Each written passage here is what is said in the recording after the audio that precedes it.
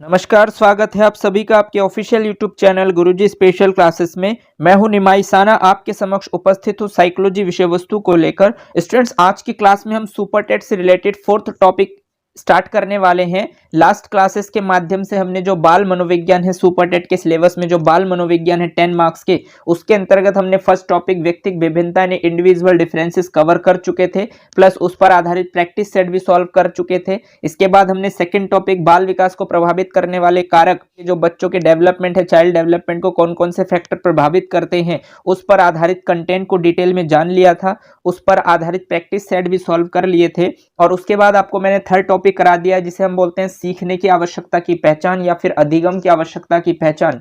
मतलब हम अधिगम क्यों करते हैं और इसकी क्या आवश्यकताएं हैं और उन आवश्यकताओं की पहचान हम किस तरीके से करेंगे, तो इस पर भी मैंने आपसे डिटेल में बातचीत की है। और उसके बाद उस पर आधारित जो प्रश्न है प्रैक्टिस सेट, उसको भी हमने सॉल्व कर लिया है। और आज की क्लास में हम नेक्स्ट फोर्थ टॉपिक स्टार्ट करने वाले हैं, जो कि आपके हैं सीखने के सिद्धांत तथा कक्षा शिक्षण में इनकी व्यावहारिक उपयोगिता एवं प्रयोग। स्टूडेंट्स, ये टॉपिक इतना इंपॉर्टेंट है, सीखने के सिद्धांत एवं कक्षा शिक्षण में इनकी व्यावहारिक उपयोगिता एवं प्रयोग, यानी कि इसका प्रयोग आप किस तरीके से करते हैं। तो ये टॉपिक इतना इंपॉर्टेंट है कि यहां से मानकर चलिए सुपर टेट में 2 से 3 नंबर के प्रश्न इसी टॉपिक से आपके पूछे जाएंगे। तो अगली कुछ वीडियोस के माध्यम से हम इस टॉपिक को पहले डिटेल में स्टडी करेंगे, जानेंगे कि कहां कहां से किस किस तरीके से आपसे प्रश्न पूछे जा सकते हैं। और सीखने के मुख्यतः जो सिद्धांत यानी कि जो सीखने के नियम दिए हैं, जो भी साइकोलॉजिस्ट ने सीखने के नियम दिए हैं, उनका कक्षा शिक्षण में हम किस तरीके से यूज करें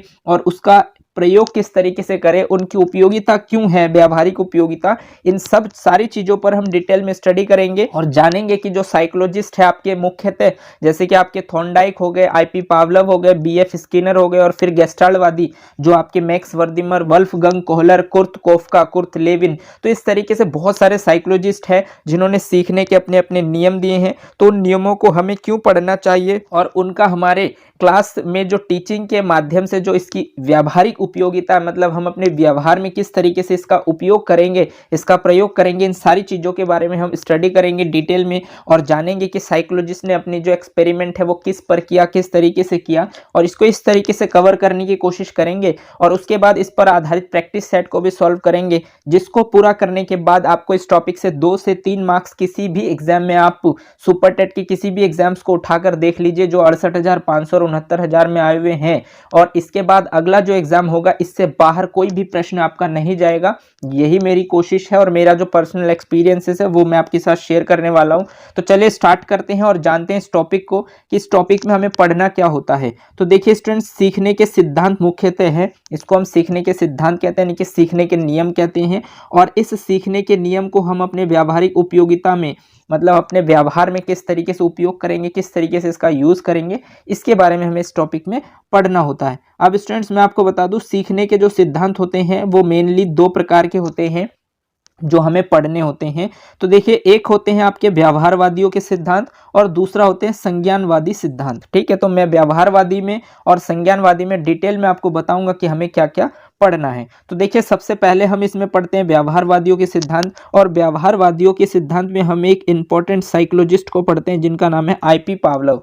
पिछले सुपर टेट के एग्जाम्स में यहाँ से प्रश्न आपके पूछे गए हैं, इसलिए मैं आपको बता दूं, ये है आईपी पावलोव। और आईपी पावलोव को हम, पूरे नाम उनका है इवान पेट्रोविच पावलोव। इन पर इन्होंने जो अपनी थ्योरीज दी है उसको हम डिटेल में स्टडी करेंगे अगली क्लासेस के माध्यम से। तो मैं यहाँ पर आपको सिर्फ ओवरव्यू दिखाना चाहता हूँ कि सीखने के सिद्धांत में हम पढ़ने क्या क्या वाले हैं। ठीक, तो सबसे पहले हम पढ़ेंगे आईपी पावलोव को, उसके बाद हम पढ़ेंगे बीएफ स्किनर को जिनका नाम है ब्यूरस फ्रेडरिक स्किनर, और उसके बाद तीसरे नंबर पर है EL Thorndike, Edward Lee Thorndike. सबसे ज्यादा इंपॉर्टेंट है स्टूडेंट्स एडवर्ड ली थॉर्नडाइक, क्योंकि यहां से चाहे आप यूपी टेट का एग्जाम उठाकर देख लीजिए या सुपर टेट का एग्जाम उठाकर देख लीजिए, प्रश्न आना निश्चित है। आप पिछले जो भी पेपर है सभी पेपर में उठाकर देखिए, यहां से प्रश्न पूछे गए हैं। अब मैं स्टूडेंट्स बता दूं कि ये इतना इंपॉर्टेंट क्यों है।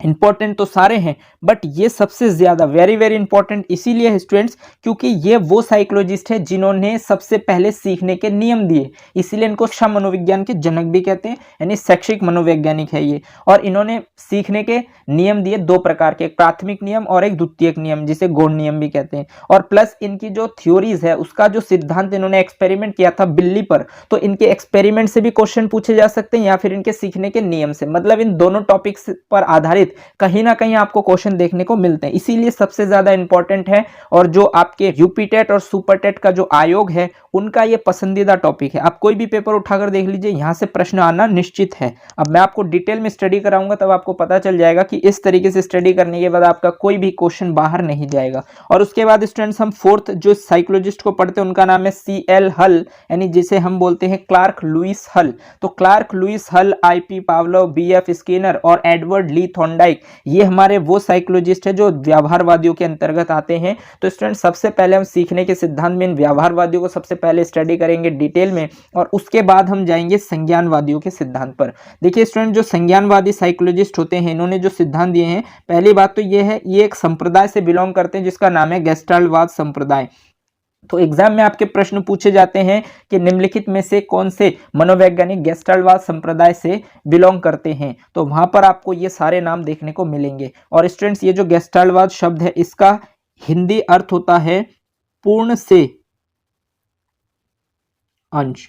मतलब आप एक शिक्षण सूत्र आने वाले क्लासेस के माध्यम से पढ़ेंगे, जहां पर मैं आपको बताऊंगा कुछ शिक्षण सूत्रों में एक शिक्षण सूत्र आता है पूर्ण से अंश की ओर। तो यानी कि सबसे पहले आपको पूरा सिलेबस पता होना चाहिए और उसके बाद फिर उस सिलेबस को धीरे धीरे डिवाइड कर करके आपको स्टडी करना पड़ता है, हर एक टॉपिक को डिटेल में स्टडी करना पड़ता है, तभी आप पूर्ण से मतलब अंश से फिर आप पूर्ण की तरफ जाते हैं। यानी कि आप कोई भी एग्जाम्स की तैयारी करें, किसी भी कार्य को सॉल्व करने की कोशिश करें, कुछ भी आपको सीखना है तो सबसे पहले आप उसका पूर्ण देखिए और उसके बाद उसके पूर्ण को छोटे छोटे भागों में डिवाइड कीजिए, यानी कि अंशों में तोड़िए और फिर उसको वन बाय वन कंप्लीट कीजिए। ये गेस्टाल्टवाद संप्रदाय वाले जो हैं इस चीज को सबसे ज्यादा प्रीफर करते हैं। तो इसीलिए यहाँ पर मैंने आपको बता दिया कि जो संज्ञानवादी साइकोलॉजिस्ट है उनका एक संप्रदाय है जिसको हम गेस्टाल्टवाद संप्रदाय भी कहते हैं। अब स्टूडेंट्स, हम ये देखेंगे कि गेस्टाल्टवाद संप्रदाय के अंतर्गत कौन कौन से साइकोलॉजिस्ट हमें पढ़ने होते हैं। तो सबसे पहले हमें पढ़ना होता है मैक्स वर्दीमर को, क्योंकि गेस्टाल्टवाद संप्रदाय के जो जनक है वो मैक्स वर्दीमर। देखिए मैं यहाँ पर जितनी भी बातें आपसे कर रहा हूं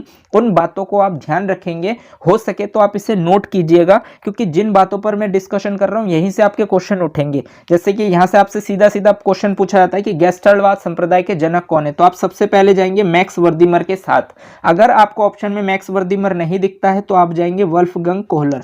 ठीक, उसके बाद आता है आपका कुर्ट लेविन और उसके बाद है कुर्ट कोफका। अगर चारों में से कोई भी एक देखने को मिल जाए तो आप उसके साथ जाएंगे, अगर चारों में से कोई भी दिखने को मिल जाए तो आप सबसे पहले देखेंगे मैक्स वर्दीमर को, क्योंकि ये इसके जनक कहलाते हैं। ठीक है, मैं डिटेल में जब संज्ञानवादी सिद्धांत पर डिटेल में स्टडी कराऊंगा तब मैं आपको बताऊंगा कि कौन इसके प्रवर्तक है और कौन इसके प्रयोग करता है और कौन इसके सहयोग करता है। बट देखिए, अगर आप संज्ञानवादी सिद्धांत को पढ़ेंगे तो उसमें आपको ये चार साइकोलॉजिस्ट को मुख्यतः जरूरी है पढ़ना, और यहाँ से एक क्वेश्चन आपके निश्चित है। तो देखिए यहाँ से 2 से 3 प्रश्न मैंने इसलिए आपको बताए हैं क्योंकि 2 से 3 प्रश्न का मतलब स्टूडेंट्स ये है कि एक तो क्वेश्चन आपके व्यवहारवादी से पूछे जाएंगे, ज्यादातर चांसेस है कि 2 प्रश्न पूछे जाए, और एक क्वेश्चन आपके संज्ञानवादी से पूछे जाएंगे। तो अगर मैक्सिमम 3 क्वेश्चन पूछा गया तो इस तरीके से पूछा जाएगा, और अगर कम से कम भी पूछा गया तो एक व्यवहारवादी और एक संज्ञानवादी से आपको डेफिनेटली पूछे जाएंगे। आई होप आप मेरी इतनी सारी बातों को समझ पाए होंगे अब तक जो मैंने आपको बताए हैं। चलिए आगे बढ़ते हैं और देखते हैं, इसको मैं एक ओवरव्यू दे देता हूं कि जो इसमें प्रश्न डायरेक्ट आपके सुपर टेट में पूछे जाते हैं वो कैसे पूछे जाते हैं।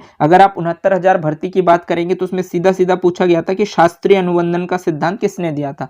तो देखिए, अगर आपसे पूछा जाए शास्त्रीय अनुबंधन का सिद्धांत तो आप बताएंगे IP पावलोव, यानी इवान पेट्रोविच पावलोव। ठीक, दूसरा पॉइंट है स्टूडेंट्स क्रिया प्रसूत अनुबंधन का सिद्धांत। देखिए दोनों में ही अनुबंधन है, बट एक में है शास्त्रीय और दूसरा है क्रिया प्रसूत। ठीक, तो क्रिया प्रसूत अनुबंधन का सिद्धांत जिस साइकोलॉजिस्ट ने दिए हैं उनका नाम है BF स्किनर।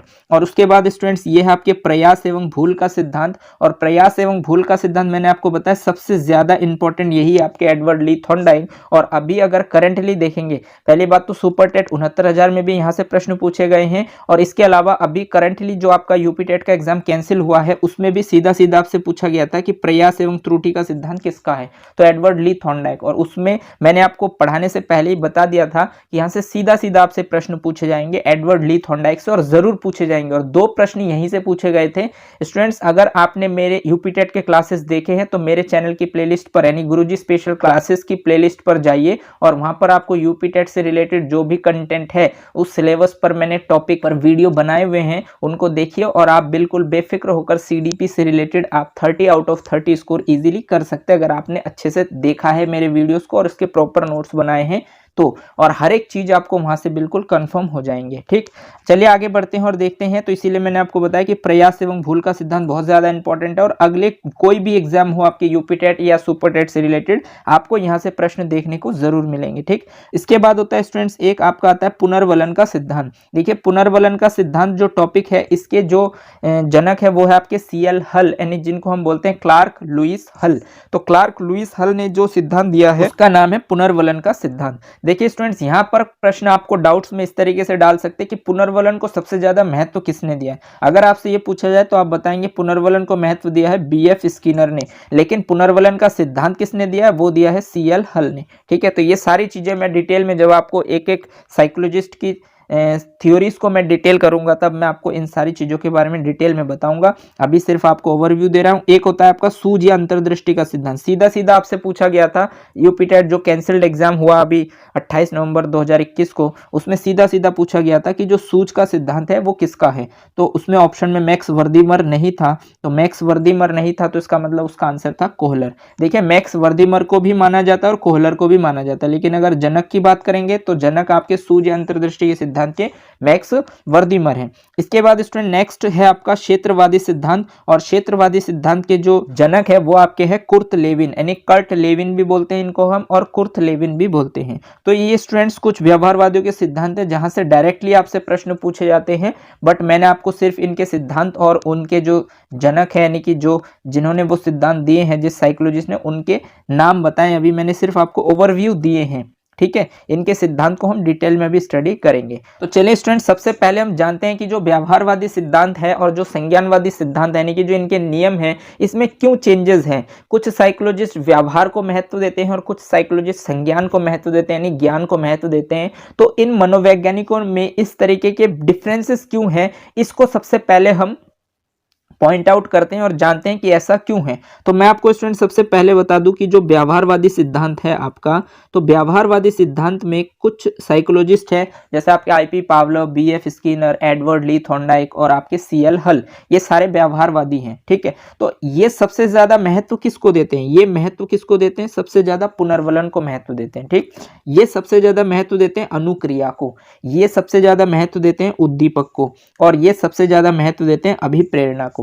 यानी कि जो आपके व्यवहारवादी साइकोलॉजिस्ट हैं वो कुछ शब्दों को महत्व देते हैं, जैसे कि पुनर्वलन हो गया, इसको महत्व देते हैं। अनुक्रिया यानी कि रिस्पॉन्स होता है, इसको महत्व देते हैं। एक उद्दीपक है यानी कि जो स्टिमुलस है, इसको महत्व देते हैं। एक अभिप्रेरणा यानी मोटिवेशन को महत्व देते हैं। ये वो शब्द है जो व्यवहारवादी सबसे ज्यादा यूज करते हैं, और इन शब्दों को यूज करना इसीलिए प्रीफर करते हैं क्योंकि उनका मानना यह है कि बच्चे बार बार अभ्यास कर करके, यानी कि बच्चे को अगर हम पुनर्वलन देंगे, सकारात्मक पुनर्वलन, तो वो ज्यादा से ज्यादा अनुक्रियाएं करेंगे। उनके सामने जब उद्दीपक होगा उनको देखकर वो अनुक्रियाएं करेंगे, और फिर उनको यदि हम पुनर्वलन देंगे यानी मोटिवेशन उनको देंगे, अभिप्रेरणा देंगे, तो और ज्यादा अभ्यास करेंगे, और जितना ज्यादा वो अभ्यास करेंगे उतना ही ज्यादा वो सीखेंगे, यानी कि वो अधिगम कर पाएंगे। ठीक, लास्ट जो टॉपिक था आपका सीखने की आवश्यकता की पहचान या अधिगम की आवश्यकता की पहचान, उसमें मैंने आपको डिटेल में बताया कि अधिगम वास्तव में होता क्या है। यानी व्यवहार में तो परिवर्तन होता है, बट वो किस प्रकार का परिवर्तन होता है, स्थायी परिवर्तन होता है। तो वो सारी चीजें मैंने आपको डिटेल में बताया। यहाँ पर सिर्फ मैं आपको अधिगम से रिलेटेड सिद्धांत बता रहा हूँ। ठीक है, तो अगर आपने अधिगम को अच्छे से जाना है तो बहुत अच्छी बात है, अदरवाइज आप मेरे लास्ट वीडियोज जो है सीखने की आवश्यकता की पहचान से रिलेटेड जो टॉपिक है उस पर मैंने 3 से 4 वीडियोस कंटेंट पर बनाए हैं, उनको आप डिटेल में स्टडी कीजिए तो आपको क्लियर हो जाएगा सारी की सारी चीजें। ठीक, तो स्टूडेंट्स आपने देखा कि व्यवहारवादी इन शब्दों को बहुत ज्यादा महत्व देते हैं, और वो मानते हैं कि यदि कोई बच्चे को हम पुनर्वलन दे, यदि कोई बच्चा अनुक्रिया करता है, बार बार उद्दीपक होता है उसके सामने, उसे हम अभिप्रेरणा देते हैं, तो वो बहुत अच्छे से चीजों को सीख पाता है। ठीक, और इसीलिए जो साइकोलॉजिस्ट है व्यवहारवादी वो कहते हैं कि जो अधिगम होता है वो यंत्रवत होता है, यानी यंत्रवत अधिगम होता है। जितना ज़्यादा आप अभ्यास करते हैं, प्रैक्टिस करते हैं, उतना ही ज़्यादा आपका अधिगम होता है। और ये जो व्यवहारवादी साइकोलॉजिस्ट है ये मानते हैं कि जो अधिगम है वो पशु एवं मानव दोनों ही कर सकते हैं, यानी कि पशु एवं मानव दोनों कर सकते हैं। इसमें ज़रूरी नहीं है कि पशु नहीं कर सकता, पशु भी कर सकता है, जिसके पास बुद्धि है वो भी कर सकता है, और जिसके पास बुद्धि नहीं है वो भी कर सकता है। इसलिए उन्होंने माना है कि ये जो है पशु भी कर सकते हैं और ये मानव भी कर सकते हैं, दोनों ही अधिगम को कर सकते हैं। तीसरा पॉइंट उन्होंने बताया कि अधिगम जो होता है वो धीरे धीरे होता है। आप ये मत सोचिएगा कभी कि अधिगम अचानक से हो जाएगा। ये व्यवहारवादी मानते हैं कि अधिगम धीरे धीरे होता है, और जब आप लगातार अभ्यास करते हैं तो एक निश्चित समय के बाद आप अधिगम कर लेते हैं, या फिर आप निरंतर अधिगम करते रहते हैं, लेकिन उसके लिए आपका अभ्यास जरूरी है। इसीलिए मानते हैं कि अधिगम धीरे धीरे होता है। और नेक्स्ट पॉइंट है स्टूडेंट्स की अधिगम में अनुबंधन होता है, यानी कि बॉन्डिंग होता है। जैसे देखिए आपके उद्दीपक है, यानी कि जो आपका लक्ष्य है उसको देखकर जब आप बार बार अनुक्रियाएं करते हैं, तो जब आप बार बार अनुक्रियाएं करते हैं, लगातार अभ्यास करते हैं, तो आपका एक बंधन बनता है। और जो वो बंधन है, यानी कि बंधन को साइकोलॉजिस्ट अनुबंधन शब्द बताते हैं। तो अनुबंधन जब आपका जितना अच्छा बनेगा उतना ही बेहतर आपका अधिगम हो पाएगा। ये सारी मान्यताएं जो है, ये सारी मान्यताएं व्यवहारवादियों के हैं। तो व्यवहारवादी इन बातों को सबसे ज़्यादा महत्व देते हैं और वो इसी को ही मानते हैं। इसी तरीके से स्टूडेंट्स अगर हम देखें संज्ञानवादियों की तरफ, तो संज्ञानवादियों को देखिए, जो संज्ञानवादी हैं ये साइकोलॉजिस्ट क्या करते हैं, ये महत्व देते हैं संवेदना को। यानी कि ये किसको महत्व देते हैं, संवेदना को महत्व देते हैं, ये बुद्धि को महत्व देते हैं, ये प्रत्यक्षीकरण को महत्व देते हैं, ये संज्ञान को महत्व देते हैं, ये समस्या समाधान को महत्व देते हैं। यानी कि अगर आप संज्ञानवादियों की तरफ जाएंगे तो संज्ञानवादी जो महत्व देते हैं जिन शब्दों को, उसमें एक संवेदना, यानी कि जहां पर आपको संवेदना शब्द दिख जाए वो समझ लीजिए कि वो संज्ञानवादियों के सिद्धांत पर आधारित है। जहां पर आपको बुद्धि की बातें दिख जाए वो आपके संज्ञानवादी सिद्धांत है। प्रत्यक्षीकरण दिख जाए आपको जहां पर भी, वो संज्ञानवादियों के अनुसार है। जहां पर आपको संज्ञान की बात दिख जाए वहां पर भी संज्ञानवादी हैं, और जहां पर आप समस्या का समाधान कर लेते हैं वो भी संज्ञानवादी ही होते हैं। ठीक, तो व्यवहारवादी में पुनर्वलन, अनुक्रिया, उद्दीपक, अभिप्रेरणा, इस प्रकार के शब्द आपको देखने को मिलते हैं। और संज्ञानवादी में संवेदना, बुद्धि, प्रत्यक्षीकरण, संज्ञान, समस्याएं, इस तरीके के शब्द आपको देखने को मिलते हैं। नेक्स्ट आता है स्टूडेंट्स कि संज्ञानवादी मानते हैं कि जो अधिगम होता है वो यंत्रवत नहीं होता। यानी कि यंत्रवत नहीं होता मतलब आप लगातार अभ्यास करके नहीं सीखते, आप अचानक सीखते हैं। तो इसीलिए वो मानते हैं कि यह यंत्रवत नहीं होता। ठीक, नेक्स्ट स्टूडेंट्स इसमें ये मानते हैं कि केवल मानव कर सकते हैं। देखिए यहाँ पर आपको डिफरेंसेस देखने को मिल जाएंगे। व्यवहारवादियों के अनुसार पशु एवं मानव दोनों ही अधिगम कर सकते हैं, ठीक है। और जो संज्ञानवादी हैं वो कहते हैं कि जो अधिगम है वो सिर्फ मानव ही कर सकता है, यानी कि इनके अनुसार मानव ही अधिगम कर सकता है, सीख सकता है। मानव के अलावा कोई भी जानवर जो है, कोई भी पशु जो है वो अधिगम नहीं कर सकता। बट व्यवहारवादी इसके विपरीत है, वो कहते हैं कि पशु के साथ साथ मानव तो कर सकता ही है, लेकिन पशु भी कर सकते हैं। तो इसमें आपको डिफरेंसेस देखने को मिलेंगे। और लास्ट पॉइंट इसमें स्टूडेंट संज्ञानवादियों में कि अधिगम अचानक होता है।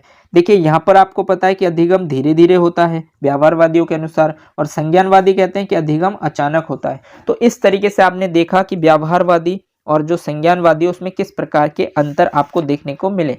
तो इस तरीके के डिफरेंसेस आपको देखने को मिलते हैं। इसमें लास्ट पॉइंट है स्टूडेंट्स इसी में ही कि जो अधिगम है, अधिगम समस्या समाधान होगा तभी अधिगम होता है।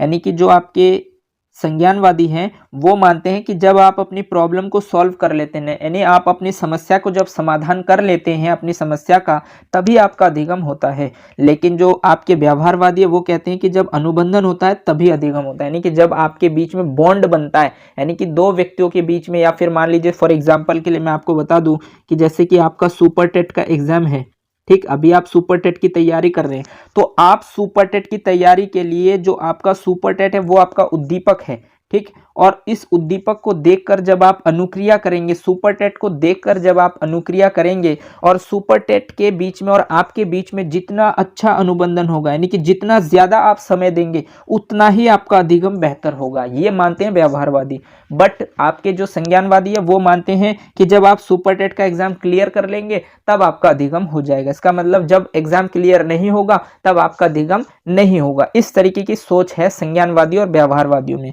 आई होप आपको आपको सारे पॉइंट्स क्लियर हो गए होंगे। चलिए आगे बढ़ते हैं और देखते हैं नेक्स्ट जो व्यवहारवादियों ने अपने सिद्धांत को समझाने की कोशिश की है और जो आपके संज्ञानवादी है उन्होंने जिस तरीके से समझाने की कोशिश की है उन पर आज हम बात करते हैं और देखते हैं कि उनके सिद्धांत में और क्या क्या डिफरेंसेस हैं। तो चलिए स्टूडेंट्स स्टार्ट करते हैं और देखते हैं कि जो व्यवहारवादियों के जो सिद्धांत है और जो संज्ञानवादियों के जो सिद्धांत है उसमें किस तरीके के मैकेनिज्म है, किस तरीके की उनकी मतलब उनकी थ्योरीज का क्या मुख्य उद्देश्य है, इसको हम डिटेल में जानते हैं। और जैसे कि मैंने अभी आपको बताया कि जो व्यवहारवादी है वो कुछ शब्दों को महत्व देते हैं और संज्ञानवादी कुछ शब्दों को महत्व देते हैं। व्यवहारवादी अधिगम को किस तरीके से मानते हैं और संज्ञानवादी किस तरीके से मानते हैं, तो मैंने मेन पॉइंटों पर आपसे बात की है। अब हम इनकी थ्योरीज को समझने की कोशिश करेंगे और यहाँ से आपको क्लियर हो जाएगा कि किस तरीके से अपनी थ्योरीज को समझाने की कोशिश करते हैं। तो देखिए व्यवहारवादियों के सिद्धांत को सबसे पहले समझते हैं। तो व्यवहारवादियों में मैंने आपको बताया था कि इसमें आपको एक शब्द देखने को मिलता है अनुक्रिया, जिसे हम इंग्लिश में बोलते हैं रिस्पॉन्स।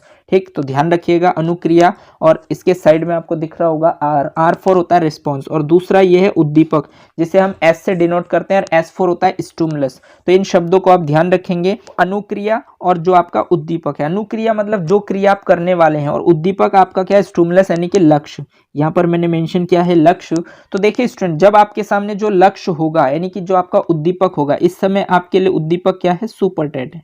ठीक, तो इस समय आपके लिए उद्दीपक है सुपरटेट। तो सुपरटेट को देखकर जब आप अनुक्रिया करते हैं यानी कि आप सुपरटेट को देख रहे हैं और आपका लक्ष्य सुपरटेट क्रैक करना है, तो इसके लिए आप जैसे जैसे अनुक्रियाएं करेंगे, जितना ज्यादा आप अनुक्रिया करेंगे उस हिसाब से आपका क्या होगा, संबंध स्थापित होगा। किसके साथ, उद्दीपक के साथ। यानी कि जैसे जैसे आप अनुक्रिया करेंगे इस उद्दीपक को देखकर, वैसे वैसे आपके क्या होंगे, बंधन स्थापित होंगे। यानी कि अगर आप ज्यादा अनुक्रिया करेंगे तो आपके बंधन ज्यादा स्थापित होंगे, अगर आप कम अनुक्रिया करेंगे तो आपका जो बंधन है वो कम स्थापित होगा। तो कहने का मतलब स्टूडेंट्स कि वो डिपेंड करता है कि आपके अनुक्रिया पर, यानी कि आपके सामने लक्ष्य क्या है और आप उसको देख के किस प्रकार अनुक्रिया कर रहे हैं। जैसे आप अनुक्रिया करेंगे तो आपका एक संबंध स्थापित होगा और इसी संबंध को हम बंधन कहते हैं और मनोवैज्ञानिक इसको अनुबंधन कहते हैं। ठीक, तो देखिए इनमें जो रिलेशन होगा वही आपका क्या होगा, बंधन होगा यानी अनुबंधन होगा, और जब आपका अनुबंधन होगा तभी आपका अधिगम हो पाएगा। ऐसा मानते हैं व्यवहारवादी। व्यवहारवादी ये कहते हैं